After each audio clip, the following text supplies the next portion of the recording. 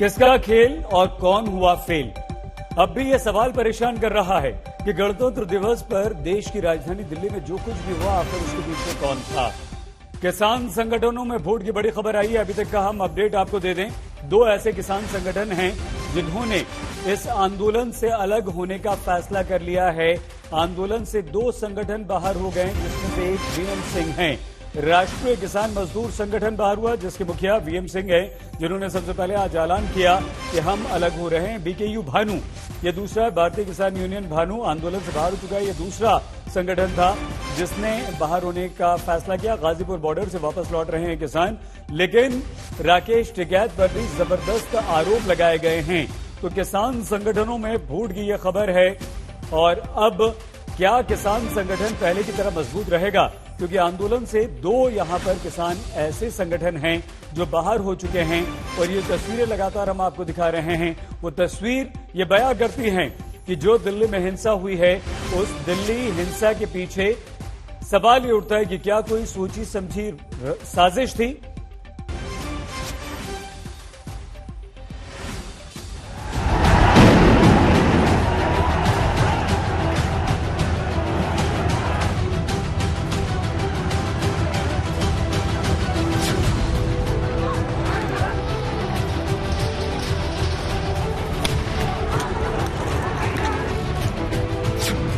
देखिए किसानों के नाम पर उपद्रवियों ने गणतंत्र दिवस पर क्या किया।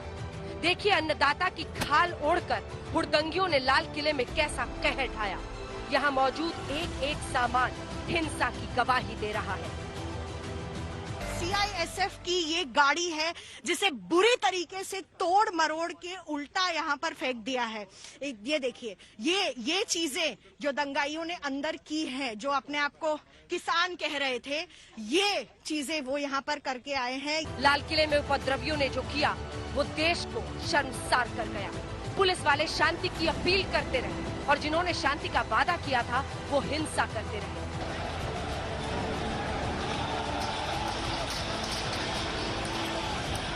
इन तस्वीरों को देखिए कैसे पुलिस वाले अपनी जान बचाने के लिए लाल किले की खाई में कूद रहे हैं। लाल किले के लाहौरी दरवाजे के नीचे ये वही जगह है जहां लगभग 24 घंटे पहले यहीं दो पुलिसकर्मियों को सैकड़ों उपद्रवियों ने घेर लिया और यहीं दीवार से चिपके अपनी जान की भीख मांग रहे थे, हाथ जोड़े हुए। और इसके साथ ही अब हम उस खाई में हैं जिस खाई में पुलिस वालों ने उपद्रवियों के हमलों से बचने के लिए यहाँ कूद कर अपनी जान बचाई। कल की हिंसा में उपद्रवियों को जब भी मौका मिला उन्होंने पुलिस वालों को निशाना बनाया। नांगलोई की ये तस्वीर देखिए, डंडों और लाठियों से पुलिस के बैन तोड़े जा रहे हैं।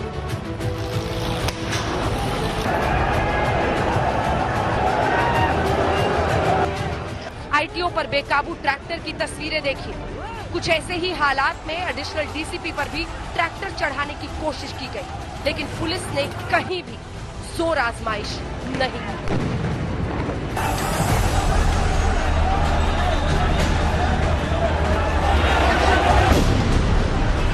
उन्होंने अचानक से वहाँ पर था और लाठी, डंडे, तलवार जो उनके पास अवेलेबल वेपन्स थे उनसे उन्होंने अचानक से हमला कर दिया। और स्थिति इतनी बिगड़ गई थी कि पुलिस के लिए बहुत मुश्किल से माहौल को, पब्लिक को समझाना, उनको रोकना, उनको बचाना, जो उपद्रवी थे उनसे बचाने के लिए बड़ी मशक्कत करनी पड़ी है। इस बीच पुलिस ने 26 जनवरी पर हुई हिंसा के लिए 20 से ज्यादा एफआईआर दर्ज किए हैं और करीब 200 आरोपियों को हिरासत में लिया है। साथ ही पुलिस के 7 शर्तों का उल्लंघन करने के आरोप में बड़े किसान नेताओं के खिलाफ भी मुकदमा दर्ज किया है, जिसमें योगेंद्र यादव, राकेश टिकैत, दर्शन पाल, गुरनाम सिंह चढ़ूनी, जोगिंदर सिंह उग्राहा, बलबीर सिंह राजेवाल और राजेंद्र सिंह शामिल हैं।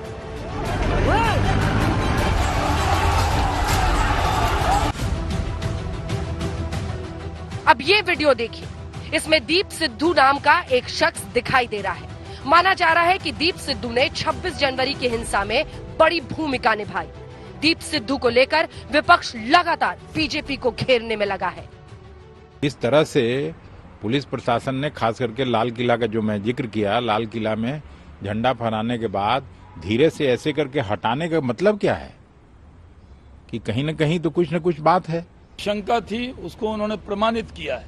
किसान संगठन बड़ी बड़ी बातें कर रहे थे, कह रहे थे, टीवी डिबेट्स में हमारे सामने कहा कि बड़ा डिसिप्लिन रहेगा। हम जश्न में शामिल हो रहे हैं। ये जश्न था या रिपब्लिक डे के दिन भारत पे हमला था?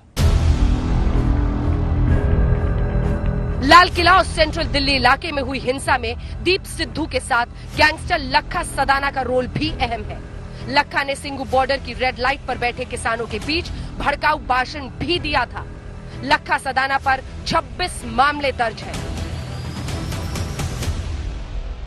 हिंसा करने वाले उपद्रवियों से संयुक्त किसान मोर्चा ने भले ही पल्ला झाड़ लिया है, लेकिन ये भी हकीकत है कि उन्होंने उपद्रवियों को भड़काने में बड़ी भूमिका अदा की। दीप सिद्धू ने जो किया है, हम उसकी कड़े शब्दों में निंदा करते हैं और हमें लगता है वो सरकार का दलाल है। बहुत दिन पहले से गड़बड़ कर रहा है। हमारा लाल किले पे जाने का कोई प्रोग्राम नहीं था, वो बागी होके गया है और लोगों को भी उसके जो बहकावे में इस बात पे आगे कि हम रिंग रोड पे जाएंगे, लोगों को भी ये मालूम नहीं था कि लाल किले पे जाएगा। किसान संगठनों ने कहा है कि इस व्यक्ति को बिल्कुल दूर रखा जाएगा क्योंकि इनके अलगाववादी रुझान है।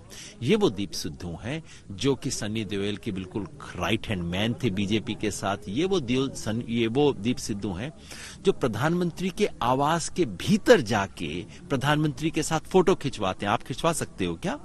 और ये वो दीप सिद्धू हैं जो आज माइक लेके लाल किले के अंदर बोल रहे हैं। माइक लेके बोल रहे हैं लाल किले में। किसने माइक ला के दिया इनको? कैसे बोल रहे हैं? अभी तक अरेस्ट क्यों नहीं हुए? किसान नेता अब कुछ भी दलील दे, लेकिन उन्हें ये बताना होगा कि शांतिपूर्ण परेड और मार्च का दावा करने वाले किसानों ने गणतंत्र दिवस पर देश को शर्मसार क्यों किया। आज तक ब्यूरो।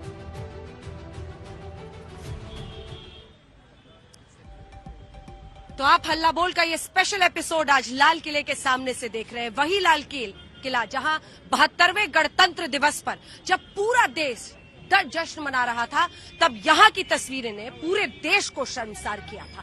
सवाल ये था कि किसान आंदोलन की आड़ में वो कौन से उपद्रवी थे जिनकी वजह से देश शर्मसार हुआ। सवाल ये पूछा गया कि जब ये उपद्रवी ट्रैक्टर को हथियार बनाकर आईटीओ चौक पर नचा रहे थे, जब यही उपद्रवी पुलिस वालों पर अपने ट्रैक्टर को ले जा रहे थे, जब वही उपद्रवी इस लाल किले की प्राचीर पर अपना झंडा गाड़ रहे थे, तो कई गंभीर सवाल खड़े हुए थे। हम शाम के इस पहर में आज लाल किले के बाहर मौजूद हैं और यहीं पर लाल किले पर ब्रीफिंग हो रही है।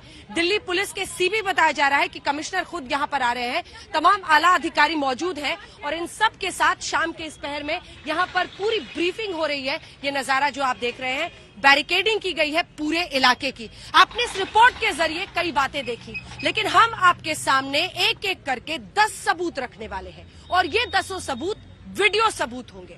सबूत नंबर एक वो तमाम वीडियो है जिसमें आईटीओ चौक पर आप देख रहे हैं ट्रैक्टर को नचाया जा रहा है। वहां मौजूद सुरक्षाकर्मी, वहां मौजूद मीडिया कर्मियों की जिंदगी को खतरे में डाला जा रहा है। सबूत नंबर 2, और ऐसे ही सिलसिलेवार ढंग से हम आपको दिखाएंगे, चाहे वो नांगलोई हो, चाहे वो कोई और इलाका हो, कैसे उपद्रवियों ने इसी लाल किले के प्राचीर के पिछले हिस्से में कब्जा किया था, कैसे उन्होंने अपने वहां पर हथियार भांजे थे।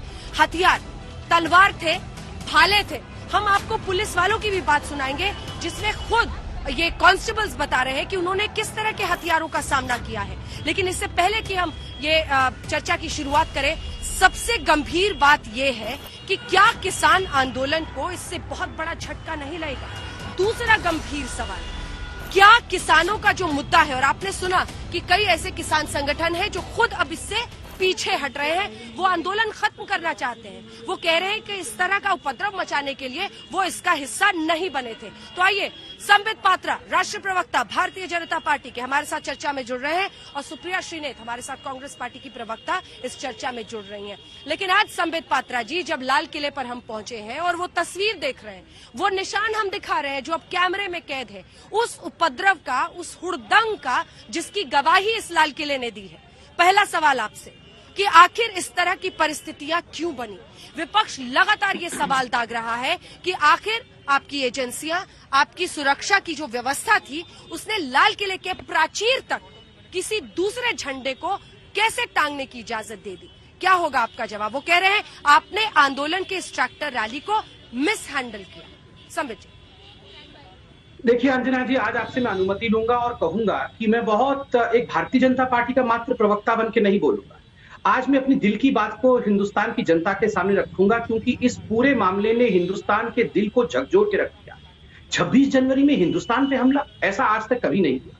आपका प्रश्न कि हिंदुस्तान की सरकार क्या कर रही थी, हिंदुस्तान की सरकार ने ऐसी उपद्रवियों को, ऐसे उग्रवादियों को लाल किले तक पहुंचने क्यों दिया? मैं उत्तर देता हूं। एक बहुत बड़ी ताकत हिंदुस्तान में ऐसी थी जिसमें तथाकथित किसान भी और कुछ अपोजिशन पार्टी के लीडर भी शामिल थे, जो चाहते थे कि हिंदुस्तान की सरकार और हिंदुस्तान की पुलिस इन पर गोली चलाए, जो चाहते थे कि अफरा तफरी हो, जो चाहते थे कि सड़क पर खून बहे और लाशें बिछ जाएं, ताकि वो गिद्ध बनकर मंडरा के आते और लाशों के ऊपर बैठ जाते और कहते कि देखो जलियांवाला कांड हो गया, देखो सिखों के ऊपर इस सरकार ने, मोदी ने, जो जनरल डायर है उसने गोली चला दी। वो मोदी जी को जनरल डायर बनाना चाहते थे 26 जनवरी के दिन। जिस प्रकार से दिल्ली पुलिस ने संयम दिखाया है, जिस तरह से दिल्ली पुलिस ने 300 बच्चों को बचाया है, जिस प्रकार से दिल्ली पुलिस ने अपने तो जख्म खा लिए मगर लोगों को जख्मी नहीं होने दिया है, एक भी व्यक्ति को, चाहे वो हिंदुस्तान का दुश्मन ही क्यों ना हो, उसे भी जख्मी नहीं किया है, यह दिखाता है कि दिल्ली पुलिस एक संयमित फोर्स है। मैं आज लाल किले में, आप डिबेट कर रही हैं, मैं भी आज दिल्ली पुलिस को सलाम करता हूं, हिंदुस्तान की सरकार को सलाम करता हूं। ये लोगों की एक ही उद्देश्य था कि हिंदुस्तान को जलियांवाला बाग बनाना और मोदी जी को हिटलर और जनरल डायर कहना। आज वो नहीं हो पाया है तो ये तिलमिला रहे हैं। अभी मैं देख रहा था गुरनाम चौधरी जी को, गुरनाम चौधरी जी कह रहे थे अरे हम तो पाक साफ है, ये दूसरे एजेंसी जाके कर दे रहे हैं। अरे गुरनाम चौधरी ने भाषण दिया था, बीकेयू हरियाणा के अध्यक्ष है, उनका भाषण में पढ़ रहा हूं। मैं चेतावनी देता हूं सरकार को, 26 जनवरी आएगा, हम सारे बैरिकेड तोड़ देंगे। 26 जनवरी को फाइनल मैच होगा, फाइनल मैच। ये फाइनल मैच चाहते थे आप, चाहते थे लाशें बिछे, आपने तो खुद कॉल किया था कि हम बैरिकेड तोड़ देंगे और आज आप झूठ बोल रहे हैं। और सुनिए, यहां पर राकेश टिकैत, जो सुबह से पता नहीं 10 बार अपना बयान बदल चुके हैं, राकेश टिकैत कह रहे थे दिल्ली खबरदार, जो ट्रैक्टर को रोकेगा तो उसका इलाज कर दिया जाएगा, बक्कल उतार के रख दी जाएगी, अपना झंडा डंडा सब लेके आ जाओ, समझ जाओ, ये समझ जाओ क्या होता है, डंडा लेके आ जाओ, समझ जाओ क्या होता है। अंजना जी आप बताइए, कौन सा ऐसा किसान आंदोलन पूरे विश्व में होता है जिसमें तलवार, तमंचा, तीर, ये सब लेके, घोड़े लेकर कोई किसान आता है? अरे हम इतने मूर्ख नहीं है, हम राहुल गांधी नहीं है, हम हिंदुस्तान की जनता है। और देखिए एक एक को ऐसा जवाब मिलेगा कि ये अपने जीवन भर याद रखेंगे हिंदुस्तान के तिरंगा और हिंदुस्तान में लाल किले के साथ खिलवाड़ करने वाले का अंजाम क्या होता है। आप देखिए भविष्य में क्या होता है। ठीक है सुप्रिया जी, अब सवाल आपसे है। कांग्रेस पार्टी ने तो इस ट्रैक्टर परेड को समर्थन दिया था, लेकिन सवाल यही होता है कि जब जब इस तरह का आंदोलन होता है बेकाबू होते हैं, चाहे आप उपद्रवी कहिए जो यहाँ पर पहुंच गए। देखिए कोई भी पार्टी हो, किसी की भी सरकार हो, लेकिन लाल किला और वहां पर फहराने वाला तिरंगा हिंदुस्तान का होता है। इसको पार्टी में अगर बांट दिया जाएगा तो फिर देश को नुकसान होता है। कौन है देश में इस वक्त नहीं जो शर्मसार है कि यहाँ पर इस तरह से उपद्रवियों का कब्जा हुआ? मैं आपके शो पर कल भी कह चुकी हूँ, आज फिर से कहती हूँ, एक भारतीय होने के नाते, कांग्रेस पार्टी की प्रवक्ता होने के नाते और एक महिला होने के नाते, कि लाल किले पर तिरंगे के अलावा दूसरे किसी ध्वज का कोई जगह नहीं है, चाहे वो किसी भी संप्रदाय का हो, चाहे वो किसी भी ग्रुप का हो, उसकी शान सिर्फ तिरंगे से है, क्योंकि लाल किले में हमारी आजादी का लहू मिला हुआ है। सबसे पहली बात। मैं दूसरी बात, क्योंकि मैं इस डिबेट को थोड़ा संजीदगी से ले रही हूँ, मैं लालो लप्पो में नहीं पढ़ना चाहती हूँ, मैं दूसरी बात कहना चाहती हूँ।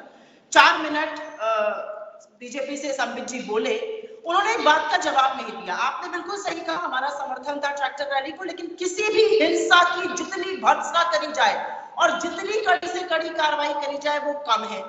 अगर समर्थन हमारा था तो स्वीकृति सरकार और पुलिस की भी थी, इसका मतलब बंदोबस्त होना चाहिए था। मैं सिर्फ 2 सवाल पूछना चाहती हूँ आपसे, और मेरे 2 सवाल है कि पिछले 1 साल से कम में ये देश की राजधानी दिल्ली में दूसरा उपद्रव, दूसरा दंगा एक तरह से हो चुका है। इसमें गृह मंत्री अमित शाह की क्या जवाबदेही बनती है? और मैं दूसरा सवाल पूछना चाहती हूँ आप ही के माध्यम से और देश के सामने रखना चाहती हूँ, भाजपा से पूछना चाहती हूँ, सब कुछ भूल जाइए, इन लोगों ने गलत किया, लेकिन लाल किले में घुसने की परमिशन कैसे मिल गई? कैसे ये लोग लाल किले की प्राचीर पे घुस गए? कैसे ये लोग जाके लाल किले पे झंडा फहराए? क्योंकि लाल किला हमारी राष्ट्रीय धरोहर है। और मैं बहुत ज्यादा टाइम आपका नहीं बर्बाद करूंगी, ये फोटो जरूर दिखाऊंगी। ये वही दीप सिद्धू है जो पीएम के घर में घुस के फोटो खिंचवा लेता है। ये वही दीप सिद्धू है जो अमित शाह जी के साथ बैठकर फोटो खिंचवा लेता है। मैं ये जानती हूँ कि राजनेताओं के साथ चलते फिरते फोटो खिंचा लेना कोई बड़ी बात नहीं है, कोई रैली में खिंचा लेता है, कोई कहीं खिंचा लेता है। कितने लोगों को प्राइम मिनिस्टर आवास और उनके ऑफिस में घुसने की कोशिश, कितने लोगों को अनुमति है? इसका जवाब कौन देगा? मैं जरूर पूछना चाहती हूँ कि दिल्ली पुलिस ने जब स्वीकृति दी तो क्या बंदोबस्त था? और आज अमित शाह जी की क्या जवाबदेही है? देश के गृह मंत्री है, कहाँ है वो? मैं ये पूछना चाहती हूँ क्योंकि ये राष्ट्रीय सुरक्षा का मामला है। कैसे वो लोग घुस गए लाल किले में, ये उसका सवाल है। ठीक है, ठीक है, ठीक है। संबित जी, संबित जी आप जवाब दीजिए। सवाल नंबर 1 वो ये कि ये दीप सिद्धू, नहीं, दीप सिद्धू को लेकर सवाल कई लोग जानना चाहते हैं, सिर्फ सुप्रिया जी की और कांग्रेस पार्टी की बात नहीं है, क्योंकि दीप सिद्धू का क्या रोल था लाल किले पर, वो अब वीडियो गवाही सबके सामने है। ऐसे में आप ये बताइए कि वो प्रधानमंत्री तक शख्स पहुंचा, आरोप ये है कि बीजेपी का करीबी है, और जाहिर तौर पर विपक्ष का यही कहना है कि आप लोगों ने साजिश रची है। टिकैत साहब भी सुबह से यही बता रहे हैं, जवाब दीजिए। अंजना जी, पहली बात तो है दीप सिद्धू को लेकर जिस प्रकार से सनी देओल ने दिसंबर के माह में ही खुलासा कर दिया था कि वो मेरे साथ कोई कनेक्शन नहीं रखता, वो आप भी जानते, यही वो दीप सिद्धू है जो मोदी जी के खिलाफ कह रहा था। तो कांग्रेस पार्टी, आम आदमी पार्टी के तमाम प्रवक्ता दीप सिद्धू जिंदाबाद उसके नारे लगा रहे, और उल्टे हमें कह रहे थे अरे तुम तो संघी हो, तुम तो भक्त हो, किसान जब अंग्रेजी में बोलता है इतना स्मार्ट किसान होता है, तुम क्या समझोगे? ये दीप सिद्धू के लिए कह रहे थे। अब इनका यू टर्न हुआ है। दूसरी बात, घर के अंदर घुस के फोटो खिंचाना, यासीर मलिक का फोटो दिखाऊंगा। अरे लोगों से मैं आज कहूंगा, आज डॉक्टर मनमोहन सिंह का फोटो ट्वीट करिए यासीर मलिक के साथ। सोनिया गांधी ने ऑर्डर किया था डॉक्टर मनमोहन सिंह को, खबरदार डॉक्टर मनमोहन सिंह, यासीर मलिक से मिल, यासीर मलिक से मिल करके कश्मीरी सेपरेटिज्म को आगे बढ़ाना है, तब जाके, कहीं और सड़क पे नहीं, छुपके नहीं।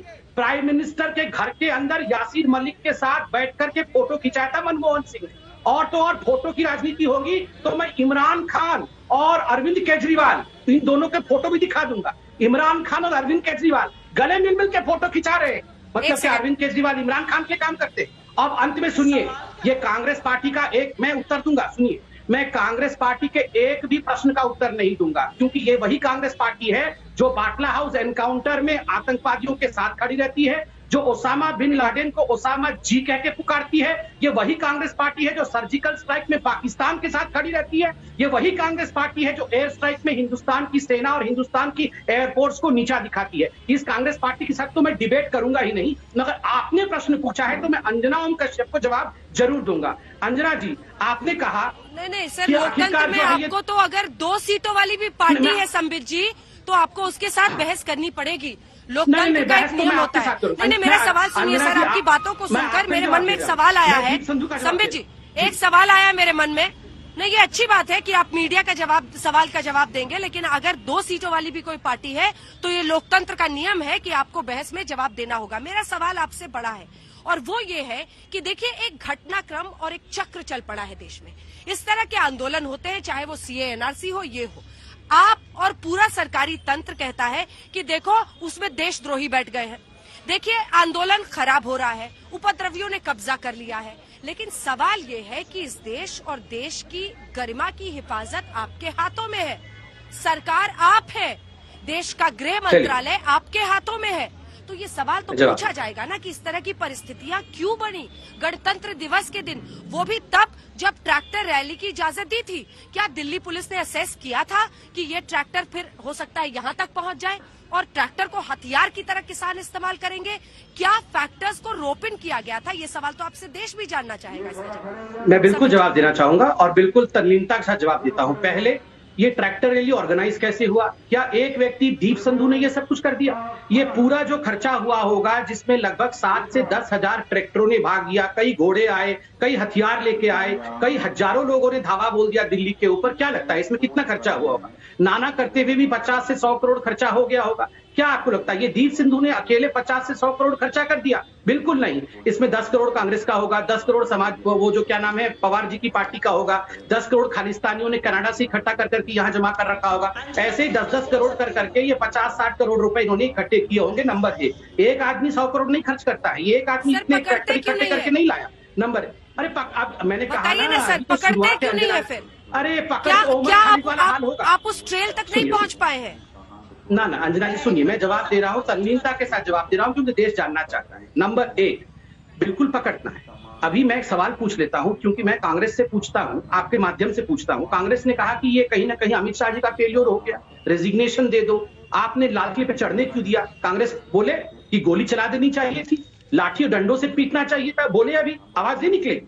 अगर गोली चला दी जाती तो यही कांग्रेस आज पूरा यूनाइटेड नेशन चली गई होती कि देखो मोदी जी जनरल डायर बन गए, किसानों पे गोली चला दी। यहाँ बोल रहे हैं कि गोली क्यों नहीं चलाई, वहां बोल रहे हैं गोली चला दो, हम देखते हैं यूएन जाए।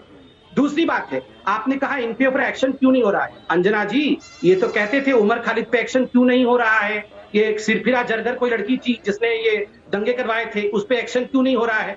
अब है जेल के पीछे सब चक्की पीस रहे हैं।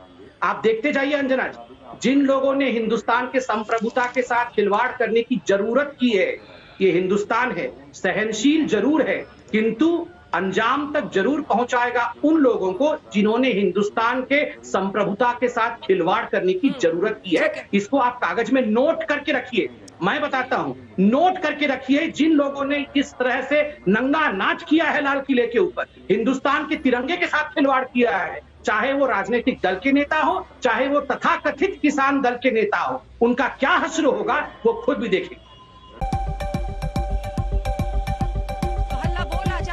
लाल किले से ये स्पेशल एपिसोड आप आज देख रहे हैं। देखिए, सवाल सिंपल है और वो ये है कि किसने खेल किया और कौन फेल हुआ।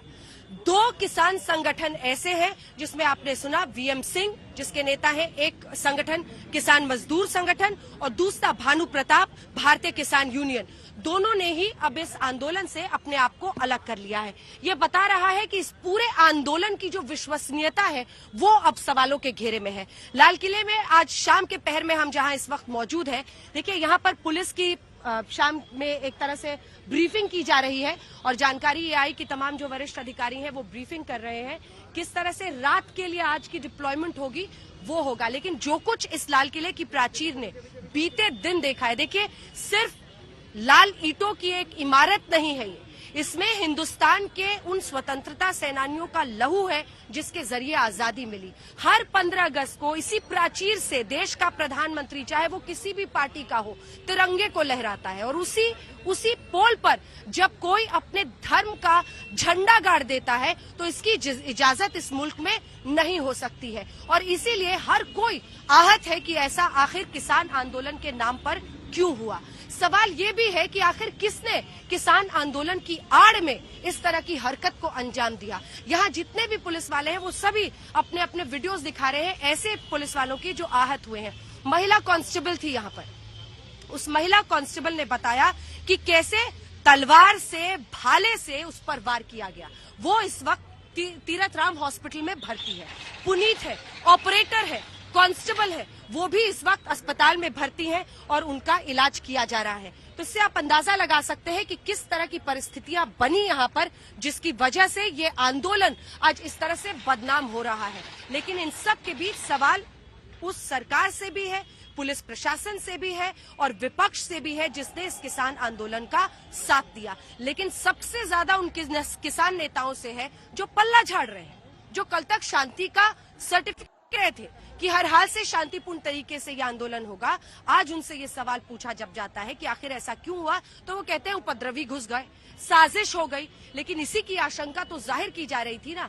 दिल्ली पुलिस ने यह बताया था सुप्रिया जी कि 308 ऐसे ट्विटर हैंडल्स हैं जो पाकिस्तान से मॉनिटर हो रहे हैं। कैसे हमने देखा है कई जगहों पर जो निशान साहिब जो यहीं पर टांगा गया, वो चाहे वो व्यक्ति जिसकी मौत हुई थी उसके पास किसी के हाथ में कड़ा है तो खालिस्तान लिखा हुआ है। सवाल ये है कि जो देश विरोधी सोच वाले लोग थे वो भी इन सब में शामिल हो गए। तो क्या इसमें अबव पॉलिटिकल पार्टी एक सुर में सबको नहीं बोलना पड़ेगा कि इसकी इजाजत नहीं हो सकती है कि किसान आंदोलन की आड़ में आप देश विरोधी एजेंडा को आगे ले जाएं? सुप्रिया जी, आपने अच्छा सवाल पूछा है, और क्योंकि मुझे डिस्प्रपोर्शनेटली लो टाइम मिल रहा है बोलने का, मैं पूरी बात अपनी रखना चाहती हूँ। ऐसा था अंजना जी कि पिछले 63 दिन से लाखों लोग बॉर्डर पे बैठे हुए थे। एक भी अनहोनी की घटना सामने आई, एक भी ऐसी अप्रिय घटना सामने आई कि किसी के साथ कुछ बदतमीजी हो गई, कहीं मारपीट हो गई, कुछ दंगा हो गया, कुछ भी सामने नहीं आई। इसीलिए मन में यह सवाल जरूर उठेगा, ऐसा क्या हुआ कि 63 दिन बाद दिल्ली पहुंचकर ये सब हो गया? ये सवाल जरूर उठेगा और हर भारतीय के मन में उठना चाहिए। दूसरी बात मैं ये जरूर कहना चाहूंगी, आपने 308 ट्विटर हैंडल्स का जिक्र किया। अगर पाक की साजिश का अंदेशा था तो क्या बंदोबस्त किया गया, क्या व्यवस्था की गई?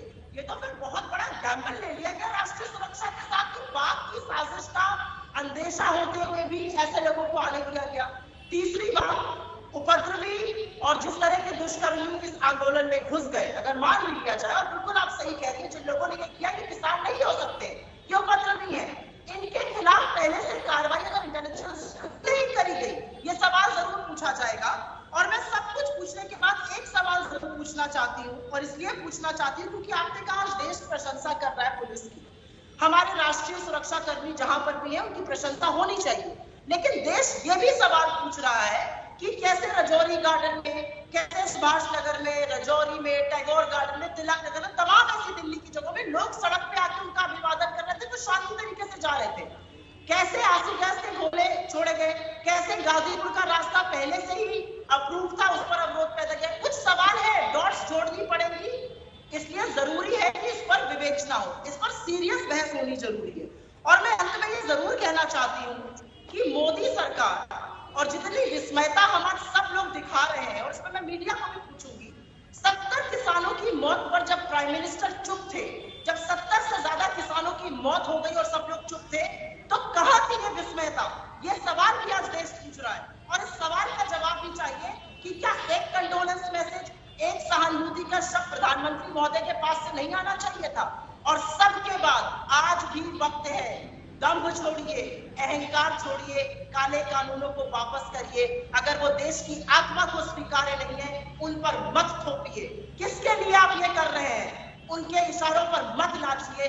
देश के किसान है, शांतिपूर्ण से बैठे थे, वापस चले गए, उनका याद करके उनकी बातें करिए। और संबित जी कह रहे थे जनरल डायर और हिटलर और तमाम चीजें। 70 किसान की मौतों के बाद किन नामों से बुलाया जाए वो आप ये बताएं। हमने तो ये नाम नहीं दिए, वो खुद ही ये नाम सजेस्ट कर रहे हैं, लग रहा है यहाँ पर। अंजना जी, संबित जी, उत्तर दे सकता हूं? संबित जी, वो कह रही है कि प्रधानमंत्री ने तब अपनी चुप्पी क्यों नहीं तोड़ी जब ठंड में किसानों की मौत हो रही थी। आखिर सरकार ने संवाद करने में कहीं पर चूक की, जिसकी वजह से इस तरह का गुस्सा फूटा है। देखिए अंजना जी, जो हुआ है 26 जनवरी को, उसको किसी भी कारण से जोड़ के देखना, उसको जस्टिफाई करने की कोशिश करना, वो उतना ही बड़ा पाप होगा। प्रधानमंत्री ने कॉन्डोलेंस नहीं दिया, गुस्सा हो गए लोग, और गुस्से के कारण उन्होंने तिरंगा का अपमान किया और लाल किले पे धावा बोल दिया, तो ये जस्टिफिकेशन होगा। ये किसी प्रकार से एक संयमित भाषा नहीं है जो कांग्रेस की प्रवक्ता यहां बोल रही है। नंबर 2, आप याद करिए, डे 1 से भारतीय जनता पार्टी के ही नहीं, इंटेलिजेंस के लोग भी बोल रहे थे कि इसमें इन्फिल्ट्रेशन हुआ है खालिस्तानियों का, उग्रवादियों का, उपद्रवियों का। उस समय कांग्रेस पार्टी के यही रणदीप सिंह सुरजेवाला, यही राहुल गांधी प्रेस कॉन्फ्रेंस कर करके रोज आड़े हाथ लेते थे भारतीय जनता पार्टी को और कहते थे कि एनआईए तो बिकी हुई है, ये तो झूठ बोल रही है, खालिस्तानी इसमें मिल गए हैं। और ये इनका एक रवनीत बिट्टू करके एमपी है यहाँ पंजाब में, पहले वो भी कह रहा था कि बीजेपी झूठ बोल रहे हैं, मार खाया वहां पे जाके, मार खाने के बाद बोल रहा था कि खालिस्तानी घुसे हुए। आप याद करिए, खुद ये कह रहे थे खालिस्तानी नहीं घुसे हुए, आज कह रहे हैं, किसान संगठन भी कह रहे हैं और ये कांग्रेसी भी कह रहे हैं हाँ घुसे हुए हैं, घुसे हुए हैं। आप क्यों नहीं कुछ कर रहे? जब कोर्ट में सरकार ने कहा खालिस्तानी घुसे हुए हैं, ये सिख फॉर जस्टिस वाली जो ऑर्गेनाइजेशन में घुसी हुई है, उस समय कांग्रेस पार्टी सवाल उठा रही। नंबर 2, इन्होंने यहां पर कहा कि अभी कांग्रेस के स्पोक्स पर्सन ने कहा कि आंसू गैस के गोले छोड़े गए जिससे कि उपद्रवी गुस्से हो गए, किसान गुस्सा हो गए और ये नतीजा हुआ। अभी ये बोल रही थी कि कंट्रोल क्यों नहीं किया पुलिस ने किसानों को 26 जनवरी के दिन लाल किले पे सवार होने क्यों दिया? अरे आंसू गैस के गोले छोड़ने पे अगर कोई गुस्सा होकर यहाँ पर अपमानित महसूस करता है और जाके तिरंगे के साथ खिलवाड़ करता है तो कैसे कंट्रोल होगा ये भीड़? कैसे गुलाब का फूल देके कंट्रोल करते क्या?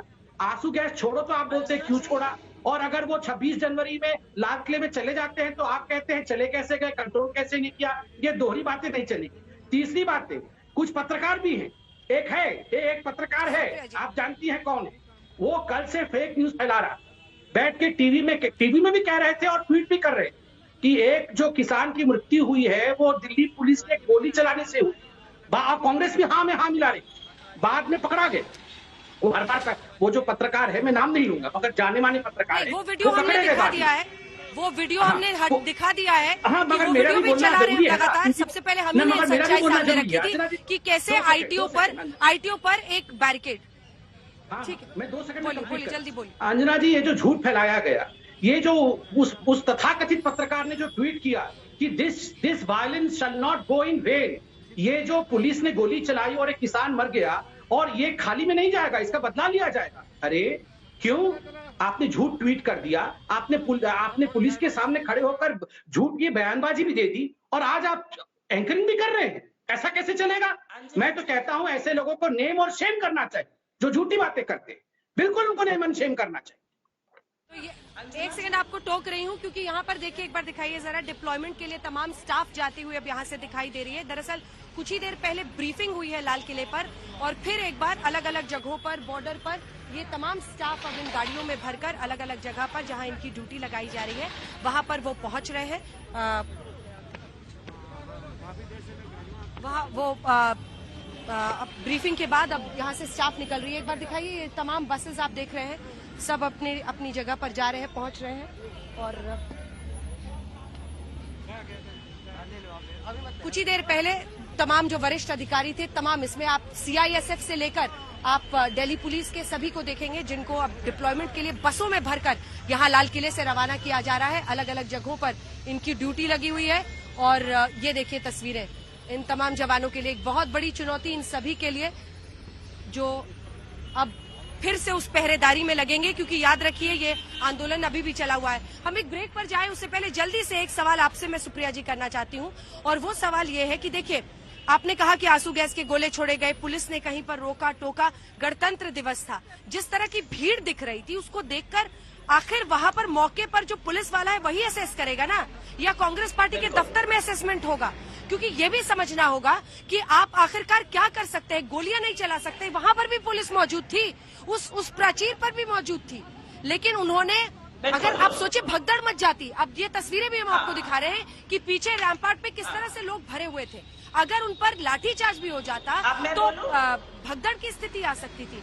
तो थोड़ा तो पुलिस के भी विवेक पर छोड़ना पड़ेगा ना, या फिर हम लोग पार्टियों के दफ्तर में तय करेंगे कि क्या कार्रवाई पुलिस करे। देखिए, बिल्कुल सही बात आपने कही। अगर हमारे पार्टी के दफ्तर में तय होना होता तो हम ऐसा नौबत ही नहीं आने देते। भाजपा वाले बार बार कहते हैं कांग्रेस बताया है, कांग्रेस को बताना तो 6 साल से 7 साल से सरकार में आप क्या कर रहे हैं, सब कुछ हम ही बता देंगे तो आप क्या गप करेंगे? पहली चीज। दूसरी चीज ये कहते हैं इन्फिल्ट्रेशन के लिए हम मना करते थे। अरे आपके पास जानकारी थी इन्फिल्ट्रेशन, ठीक है, तो करते कार्रवाई। ठीक है संबित जी, एक कंक्लूडिंग रिमार्क जल्दी से कंक्लूडिंग रिमार्क। ब्रेक का टाइम हो गया है, यहाँ से आगे की परिस्थिति क्या? 2 संगठनों ने तो वापस लिया है कि लेकिन आंदोलन खत्म नहीं हुआ है, रास्ता आप ही को निकालना है, सरकार आप है, ऐसी नौबत फिर नहीं आने की जिम्मेदारी आप, जवाबदेही आपकी है। देखिए अंजना जी, जो लोग किसान के नाम पर, अन्नदाता के नाम पर इस प्रकार का उपद्रव कर रहे थे वो पूरी तरह से एक्सपोज हो चुके हैं और देश की जनता ने उन्हें रिजेक्ट किया है। आज मैं अपील भी करता हूं कि बाकी जो किसान हैं वो भी इस विषय को देखें और जाने कि किसान बहुत महान होता है, किसान को बदनाम करने की कोशिश न की जाए। दूसरी बात मैं यहाँ कहना चाहूंगा कि दिल्ली पुलिस को सलाम, जिस प्रकार से संयम का परिचय दिल्ली पुलिस से दिया है अपने आप में बड़ी बात है, और जो लोग इस प्रकार के षड्यंत्र में, ठीक है, ठीक है, संयम एक तरफ है, लेकिन देश का सम्मान भी उतना ही महत्वपूर्ण है और इन सब के बीच एक लकीर ऐसी महीन इस वक्त है देश में जिस पर सरकार को ही चलना है और सरकार को ही तय करना है कि आखिर उनकी जवाबदेही, जिम्मेदारी और किसान आंदोलन का किस तरह से एक समझौता, एक निपटारा होता है। हल्ला बोल आप देख रहे थे आज लाल किले से। देश दुनिया की बाकी खबरों के लिए देखते रहिए आज तक।